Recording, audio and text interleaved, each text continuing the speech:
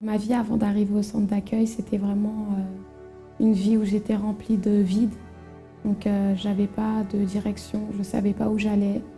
J'étais complexée, j'étais timide, j'étais viciée. Et j'avais vraiment de la haine à l'intérieur de moi aussi par rapport à certaines situations qui sont arrivées avec mes parents.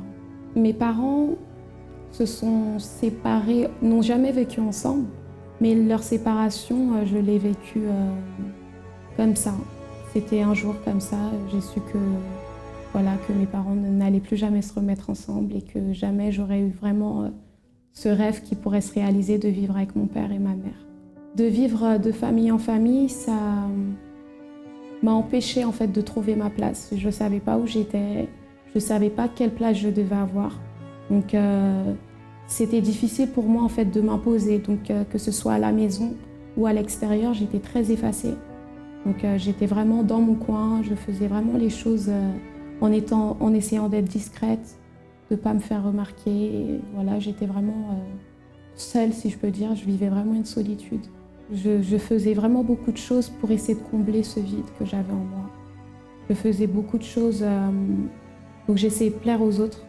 Donc je jouais beaucoup avec mon apparence. Je comptais beaucoup sur mon apparence aussi. Et donc ça, c'est vrai que ça m'a empêchée aussi à l'école des fois de me surpasser. Je laissais que d'autres personnes m'influencent, prennent des décisions pour moi. J'ai eu des problèmes de santé.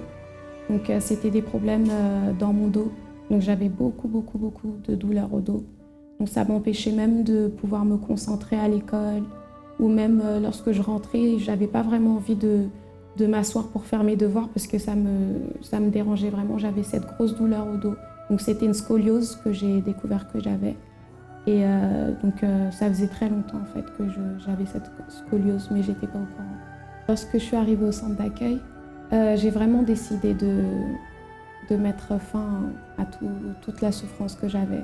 En ayant entendu les témoignages de plusieurs autres jeunes, parce que je suis revenue à travers la Force Jeune France, en entendant leurs témoignages, ça me poussait toujours en fait à essayer.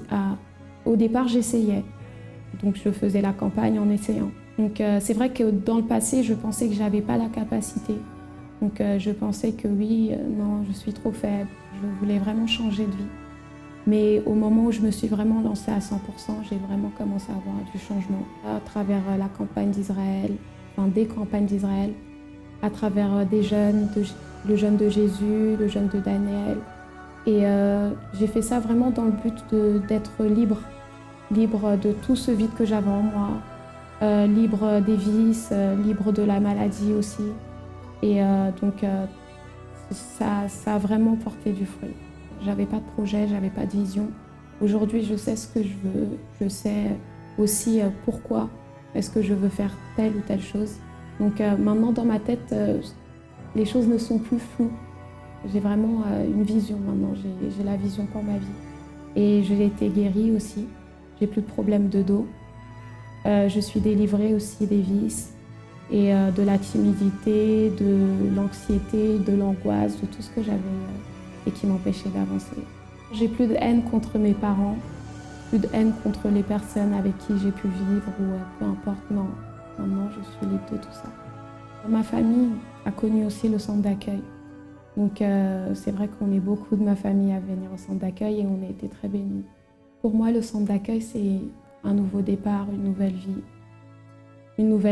C'est comme si c'était une nouvelle personne qui était en train de renaître.